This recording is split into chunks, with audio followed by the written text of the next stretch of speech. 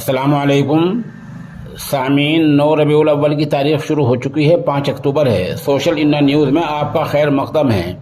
خبر کا عنوان ہے، فیکٹ چیکر محمد زبیر کو کیا نوبل انعام 2022 ملے گا؟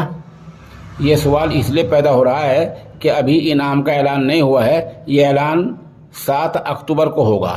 ٹائم میگزین کے مطابق سنہا اور زبیر اپنی محنت کی بنیاد پر بڑے دعوے داروں میں شامل ہیں۔ یہ انتخاب ناروے میں ہوگا، جہاں 5 رکنی کمیٹی انعام کے حقدار کے نام کا اعلان کرے گی۔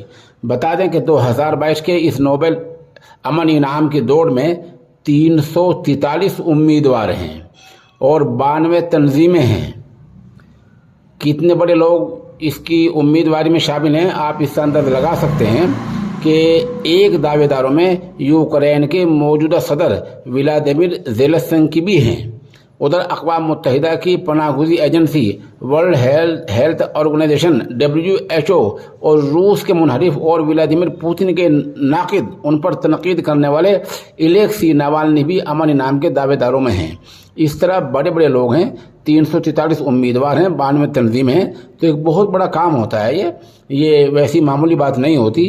تو یہ جو 5 رکنی کمیٹی ہے وہ ان پہ دھیان دے رہی ہے، غور کر رہی ہے، ان کے دستاویز، ان کی محنت سب کو چیک کر رہی ہے، اور اس طرح ناروے میں 7 اکتوبر کو اس کا اعلان ہوگا۔ ابھی کوئی اعلان نہیں ہوا ہے۔